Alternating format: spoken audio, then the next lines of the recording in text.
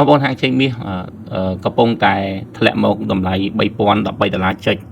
70សេននៅក្នុង1អោន$3013ចុច70សេន1អោនក្នុង1អោនឬក៏$366នៅក្នុងមួយជី$366នៅក្នុងមួយជីតម្លឹងគឺ$3662.48សេននៅក្នុងមួយតម្លឹង$3662.48សេននៅក្នុងមួយតម្លឹងក្រាម96.89សេននៅក្នុង1ក្រាម96.89សេននៅក្នុង1ក្រាមគីឡូគឺ$96,894នៅក្នុង1គីឡូសម្រាប់បងប្អូនដែលកំពុងទៅស៊ីទទួលទានសូមបង្កើននៅការកាត់បន្ថយចំណាយនិងបង្កើនចំពោះការវិនិយោគផ្ដេសផ្ដាសនៅក្នុងកំឡុងពេលនេះមិនមែនមុខរបរបងប្អូនមានបញ្ហាទេគឺសេដ្ឋកិច្ចកំពុងតែមានបញ្ហាសម្រាប់បងប្អូនមួយចំនួនដែលគាត់នៅក្នុងតំបន់ពាណិជ្ជកម្មការរកស៊ីលក់ដូរដែលជាតម្រូវការគាត់អត់អីទេឧទាហរណ៍បើគាត់នៅក្នុងតំបន់នៃក្រមអ្នកធ្វើការបម្រើការងារឲ្យការិយាល័យឬក៏អង្គភាពឬក៏អង្គភាពរដ្ឋការទទួលទានរបស់ពួកគាត់នៅតែដដែលប៉ុន្តែបើសិនបងប្អូនជាអ្នកដែលរកស៊ីជាមួយនឹងក្រមអ្នកលក់ក្រមអ្នកដែលទទួលផលមានចំណូលមានកម្រិតដូចជាកម្មករកម្មការនីបើសិនការមានការបន្ថែមម៉ោងប្រាក់ខែគាត់ឡើងច្រើនអញ្ចឹងណាប៉ុន្តែអត់ទេគាត់ក៏ចាប់ដើមធ្លាក់បន្តិចទៅហើយអ្នកដែលលក់ដូរប្រកបជាអ្នកងាររងគ្រោះគ្នាក៏បងប្អូននឹងប៉ះនៅបញ្ហាសេដ្ឋកិច្ចផងដែរវាជារឿងជៀសមិនផុតទេគ្រាន់តែអ្នកខ្លះគាត់ស្ថិតនៅក្នុងស្ថានភាពឬក៏តំបន់អំណោយភាពប្រសើរមេឃភ្លៀងធ្លាក់មកពីលើមេឃទឹកជំនន់លិចមែនតែមានអ្នកខ្លះនៅទីទួលមានអ្នកខ្លះនៅទីទំនាបអញ្ចឹងអ្នកនៅក្នុងទីទំនាបប្រុងប្រយ័ត្នលិចលង់ស្លាប់នេះគឺជារឿងដែលយើងត្រូវតែគិតទាំងអស់គ្នាតែតែជាមួយនឹង support និង resistance ខ្ញុំជូនបងប្អូនបន្តិចសម្រាប់ support បងប្អូនប្រសិនបើតម្លៃមាសអាចបំបែកឬក៏បន្ថយនៅកម្រិតរបស់វានៃការជួញដូររបស់វាទៀតណាយើងដឹងថាវាបានឡើងផុតនៅក្នុងកម្រិតខ្ពស់បើវាធ្លាក់មកបន្តិចទៀតនៅក្នុងតម្លៃ$3,500នៅក្នុងអោនបងប្អូនអាចមើលនៅក្នុងតម្លៃផ្សេងនៅក្នុងតម្លៃទាបរបស់វាតែវាអាចនឹងរត់ទៅដល់ហើយតម្លៃទាបបំផុតដែលវាអាចរត់ទៅដល់គឺ$2,968.97សេននៅក្នុងមួយអោនហើយក្នុងរយៈពេល30ថ្ងៃ support ដែលទាបបំផុតគឺ$2,874ក្នុងរយៈពេល50ថ្ងៃជាស្អី$2,874នៅក្នុងមួយអោនតែយើងមើលទៅខំនៅក្នុងតម្លៃ$2,968បានទេប៉ុន្តែទៅដល់កន្លែងផ្សេងចាំវាបំបែកនៅតម្លៃ$3,000តិចតួចហើយធ្លាក់មកបំបែកនៅតម្លៃ$2,985ហើយយើងអាចមើលថាវាអាចទៅដល់$2,968អត់បើទៅបានយើងចាំត្រង់ហ្នឹងបានតែបើអត់ទេយើងនឹងមើលតទៅទៀតព្រោះនៅសល់ពេលវេលាតិចណាស់នៅក្នុងការរងចាំដោយសារតែតម្លៃមាសវាផ្ទួននៅរឿងដែលយើងនឹងឃើញបន្តកើតនៅទៀតបើទោះបីជាពេលនេះប្រាក់ដុល្លារមាសធ្លាក់ចុះមាសបានធ្លាក់ចុះបន្តិចប៉ុន្តែបើយើងមើលតួលេខនៃប្រាក់ដុល្លារយើងក៏ឃើញថាប្រាក់ដុល្លារក៏ធ្លាក់ចុះដែរប្រាក់ដុល្លារបានថយចុះថែម 0.1% បើយើងធៀបជាមួយនឹងពីការធ្លាក់ចុះវារាប់តាំងពីខែរហូតដល់ខែមីនាមកគឺ 3.4% ហើយ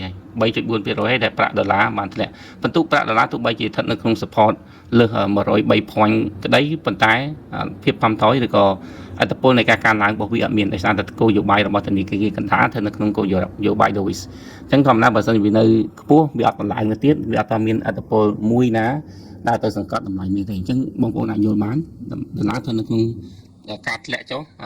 មិនថែមទៅទៀតទោះបីទិញទួយតែវាមិនអាចធ្វើឲ្យតម្លៃមាសធ្លាក់ចុះខ្លាំងបានទេហើយយើងទៅមើលទៅលើមិនយើងមើលទៅលើ support យើងមើលទៅលើ resistance របស់វាបើសិនវាបំបីតម្លៃ$3,030នៅក្នុងអោវាទៅ$3,045បន្តមកទៀតវាឈ្មោះទៅ$3,057ប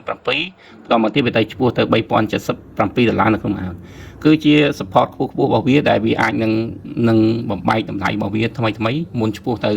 តម្លៃ$3,150នៅក្នុងអោមាននៅក្នុងពេលបច្ចុប្បន្នគោលដៅរបស់វាជាជំហានមិនមែន$3,100នៅក្នុងអោទេគឺ$3,150នៅក្នុងអោទេគឺ$3,150នៅក្នុងអោ$3,150នៅក្នុងមួយអោបើយើងគិតជាជីគឺ$383នៅក្នុងមួយជី$383នៅក្នុងមួយជីគឺជាតម្លៃដែលមានឈ្មោះបន្តទៅតម្លៃរបស់វាទៀតនៅក្នុងពេលបច្ចុប្បន្នមានរងចាំការសម្រេចចិត្តឬក៏រងចាំនៅរបាយការណ៍អតិផរណារបស់សហរដ្ឋអាមេរិកនៅក្នុងថ្ងៃសុក្រនេះសម្រាប់របាយការណ៍ពីម្សិលមិញតេតិនជាមួយនឹង Service PMI និង Manufacturing PMI របស់សហរដ្ឋអាមេរិកយើងឃើញថាតេតិនជាមួយ Service ធ្វើបានល្អជាទូទៅសេដ្ឋកិច្ចរបស់សហរដ្ឋអាមេរិកពឹងផ្អែកទៅលើសេវាកម្មច្រើនប្រព័ន្ធ technology តេតិនជាមួយនឹង AI តេតិនជាមួយនឹងបច្ចេកទេសថ្មីហ្នឹងគឺសហរដ្ឋអាមេរិកពឹងផ្អែកច្រើនជាងតែកាលពីមុនគឺតេតិនជាមួយនឹង S&P មានថាតេតិនជាមួយនឹងសេវាកម្មរបស់សហរដ្ឋអាមេរិកគឺមានតែ51ទេប៉ុន្តែបច្ចុប្បន្នកើនឡើង 54.3% ដែលធ្វើឲ្យតម្លៃមាសច្រើនធ្លាក់ចុះបន្តិចហើយវាគួរតែមានភាពប្រសើរខ្លាំងដែរដោយសារតែ manufacturing តេតិនជាមួយនឹងសហគ្រាសរបស់សហរដ្ឋអាមេរិក វាធ្លាក់49.8% 49.8%ធ្លាក់បន្ទុកជាទូទៅ100បន្ទុកគឺបន្ទុកពេញ50បន្ទុកគឺជាបន្ទុកជាប់បន្ទុកជាប់ប៉ុន្តែយើងមើលសវិសរបស់គេគឺកើនឡើងហើយនេះគេរុញបានច្រើនដែរតែវាមិនបានច្រើនខ្លាំងស្រាប់ថ្ងៃនេះអ្វីដែលយើងត្រូវមើលបន្តគឺតើតើជាមួយនឹងជំនឿចិត្តក្នុងការបញ្ជាទិញរបស់សហរដ្ឋអាមេរិកតែយើងគិតថាជំនឿចិត្តមានការធ្លាក់ដែលជាពេលវេលាមួយដែលរុញតម្លៃមាសណាព្រោះជំនឿចិត្តកាលពីមុនគឺមានរហូតដល់98.3ប៉ុន្តែតើតើជាមួយនឹងជំនឿចិត្តនៅក្នុងការទិញទំនិញនិងការចាយវាយរបស់សហរដ្ឋអាមេរិកធ្លាក់មក93.5យើងនៅរងចាំរបាយការណ៍ Home Sale រួមទាំងការនិយាយរបស់ធនាគារកណ្ដាលសហរដ្ឋអាមេរិកអញ្ចឹងយើងថាថ្ងៃនេះតម្លៃមានឲ្យចុះទៅវិញទៀតនៅក្នុងថ្ងៃនេះគឺអត់មានទេយើងមើលបានដឹងហេតុអីក៏យើងដឹងព្រោះរបាយការណ៍តែជាមួយនឹងការបញ្ជាទិញកំងទិញអធិស្ឋានទំនុកចិត្តរបស់អ្នកប្រើប្រាស់គឺវាធ្លាក់ចុះកាលណាវាធ្លាក់ចុះវាគួរតែមានទំនោរនៃការឡើងបន្តែគ្រាន់ថារបាយការណ៍មួយនេះឬក៏ស្ថានភាពមួយនេះត្រូវបានគេយកទៅវិភាគគូផ្សំជាមួយនឹងរបាយការណ៍សំខាន់គឺតើទៅជាមួយនឹង PCE អតិផរណៈដែលគេកំពុងតែរងចាំមើលតើនឹងមានកម្ដៅកើនឡើងឬក៏បែបណាដែលធ្វើឲ្យគោលនយោបាយនៃការទម្លាក់អត្រាការប្រាក់គេហៅថា dovish ក្នុងពេលបច្ចុប្បន្ននេះធនាគារកណ្ដាលការងារថោតតែមកខ្លួនអាចធ្វើទៅតាមតិន័យឬក៏មកបានទៅណាអញ្ចឹងការកាត់បន្ថយអត្រាការប្រាក់អាចទៅរួចនៅក្នុងពេលបច្ចុប្បន្នគឺ2ដងអញ្ចឹងប្រសិនបើគេវាស់ស្ទង់អំពីរបាយការណ៍អតិផរណៈរបស់សហរដ្ឋអាមេរិកវាអាចកាត់បន្ថយតាមនេះ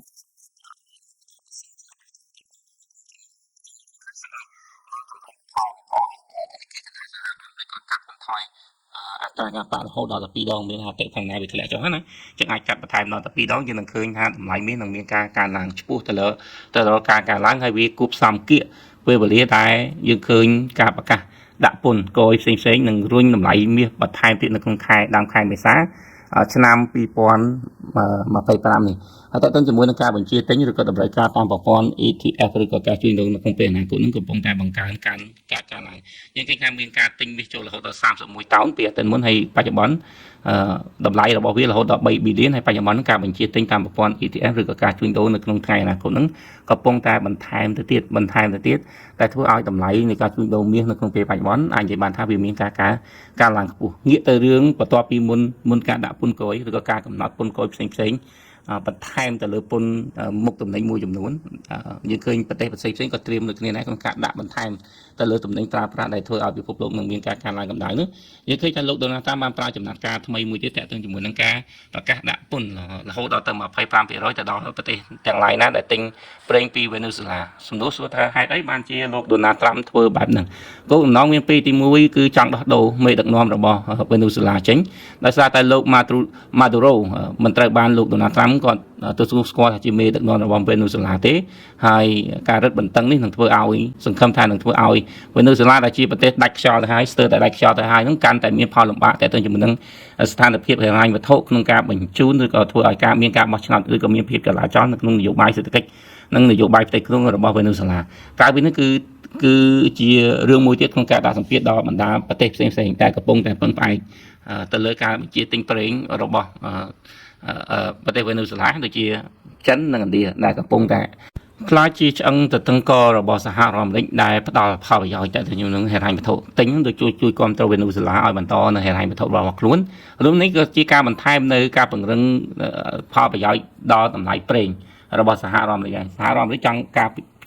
ពារតម្លៃប្រេងរបស់ខ្លួនដែលកំពុងតែនៅក្នុងអាណត្តិដូណាល់ត្រាំកំពុងតែជីកកកោះកាយលែងខ្វល់អំពីតែទៅជាមួយនឹងបរិស្ថានហើយកាលណាបើសិនជាតម្រូវការប្រេងឬក៏ការកំណត់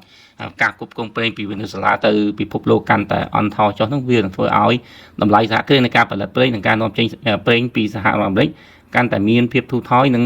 មានភាពល្អប្រសើរជាងមុនសរុបរួមយើងឃើញថាពិភពលោកកំពុងតែច្បាំងគ្នាគ្រប់រឿងទាញយកប្រយោជន៍គ្រប់រឿងអញ្ចឹងបើ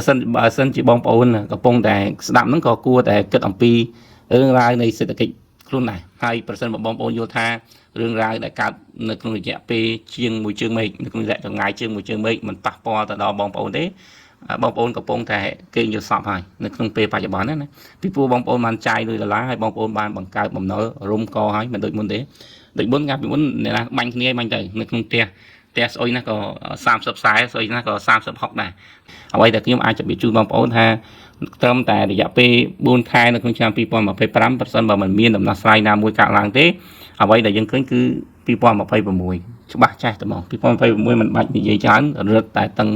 រត់តែពិបាករត់តែយ៉ាប់ទៅទៀតពីព្រោះពេលនេះមិនមែនជាសង្គ្រាមតែមួយទេសង្គ្រាមរូបិយប័ណ្ណក៏បានកើតឡើងសង្គ្រាមសពាវុធក៏វាបានកើតឡើងសង្គ្រាមពាណិជ្ជកម្មក៏វាបានកើតឡើងសង្គ្រាមភូមិសាស្ត្រក៏វាបន្ថែមនៅក្នុងនឹងផងដែរខណៈដែលពេលដែលប្រទេសកម្ពុជាមិនមែនជាទីតាំងភូមិសាស្ត្រល្អឯកណាមួយដែលសហរដ្ឋអាមេរិកមើលឃើញទេយើងពឹងផ្អែកទៅលើចិនដោយរដ្ឋាភិបាលគាត់និយាយលើកឡើងយើងពឹងផ្អែកទៅលើចិនហ្នឹងជារឿងដែលយើងត្រូវទទួលស្គាល់ហើយយើងមានអនាគតក្នុងការរកស៊ីជាមួយចិនសហរដ្ឋអាមេរិកគឺជាប្រទេសដែលចូលចិត្តចងចាំរឿងជាប្រទេសដែលចូលចិត្តរក្សាទិន្នន័យភាពជាចាប់ដែលសហរដ្ឋអាមេរិកទទួលបាននៅពេលអតីតកាល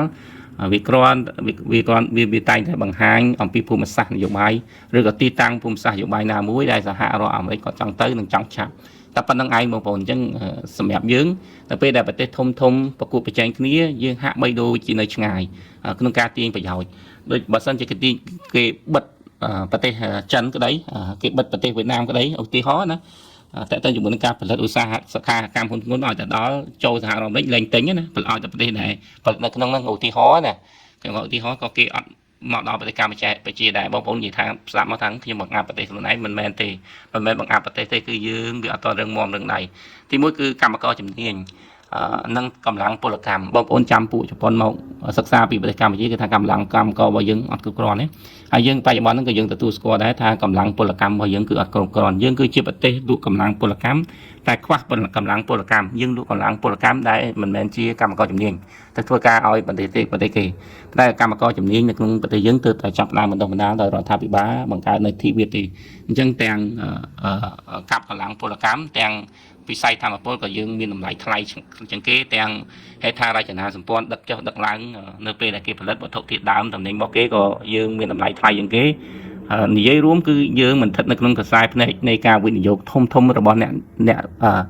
វិនិយោគធំទេបងប្អូនដែលសល់លុយកាក់ដែលមិនមានទំនួលខុសត្រូវទៅលើឧស្សាហកម្មប៉ុន្តែយើងរកស៊ីរបរដែរយើងរកស៊ីលក់រីពឹងលើកម្លាំងតកែខ្លួនឯងឲ្យសល់លុយកាក់សល់កាក់ច្រើនណានៅក្នុងឆ្នាំ2027ចុង2026ចូល2027បងប្អូនសប្បាយទិញនៅអចលនទ្រព្យដែរនៅក្រោមហាងឆេងសូមអរគុណសូមជម្រាបលា